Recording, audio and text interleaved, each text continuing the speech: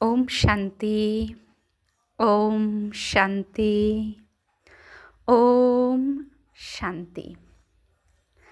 আজকে বাবা বরদানে কি বলেছেন যে তুফানকে তফা মনে করে অতিক্রমকারী সম্পূর্ণ আর সম্পন্ন ভব। বিস্তারে বাবা হামার আর হাতুড়ি, মানে হাতুড়ি মানেই হামার, হামার আর পাথর এর কথা বাবা উল্লেখ করেছেন যে দেবী দেবতা হতে গেলে ছোটোখাটো পাথরের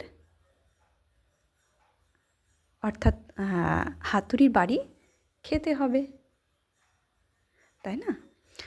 তো এখান থেকে আমরা একটা ছোট্ট গল্পের মাধ্যমে বুঝব যে মূর্তি আর হামারের আঘাত। বাবা বলেছেন না বিস্তারে বরদানে মূর্তি আর হ্যামারের আঘাত। তো মূর্তি কি আর হ্যামারের আঘাত কি? তো ছোট্ট গল্পের মাধ্যমে আমরা জানব। এক মন্দিরে দুটো পাথরের, একটা পাথর দিয়ে সিঁড়ি বানানো হয়েছিল মন্দিরে ওঠার জন্য, আর ওই পাথর দিয়ে একটা মূর্তি বানানো হয়েছিল, দেবী দেবতার মূর্তি তৈরি করা হয়েছিল।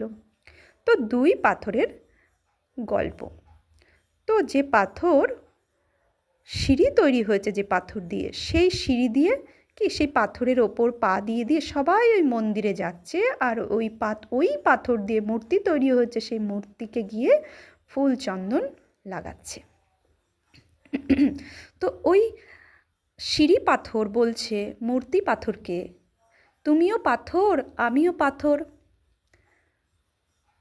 তোমাকে সবাই ফুল চন্দন দিয়ে পুজো করছে, আর আমি পাথর, আমার ওপর দিয়ে সবাই যাচ্ছে পা দিয়ে দিয়ে। তো ও মূর্তি পাথর তখন বলছে, তোমাকে যখন হাতুড়ির অর্থাৎ হ্যামারের বাড়ি দেওয়া হয়েছিল তখন তুমি এক আঘাতেই ভেঙে গুড়িয়ে গেছো, কিন্তু আমার এই মূর্তিটা তৈরি করতে আমার কত হ্যামারের বাড়ি খেতে হয়েছে তুমি কি জানো? তবে আমি এই মূর্তি অর্থাৎ এই দেবী মূর্তি তৈরি হয়েছি। তবে সবাই এসে আমার কাছে ফুল চন্দন ফল নিবেদন করছে। এখান থেকেই আমাদের বাবা বুঝিয়েছেন এই গল্পের মাধ্যমেই যে আমরাও দেবী দেবতা হতে গেলে অনেক পাথরের বাড়ি, অনেক হ্যামারের বাড়ি, অর্থাৎ কোনো ব্যক্তি গ্লানি করলো, কোনো বিঘ্ন আসলো, কোনো তুফান বলেছে না বাবা, তুফান অর্থাৎ কোনো সমস্যা আসলো, তো ওটাকে তফা মনে করে নিতে হবে।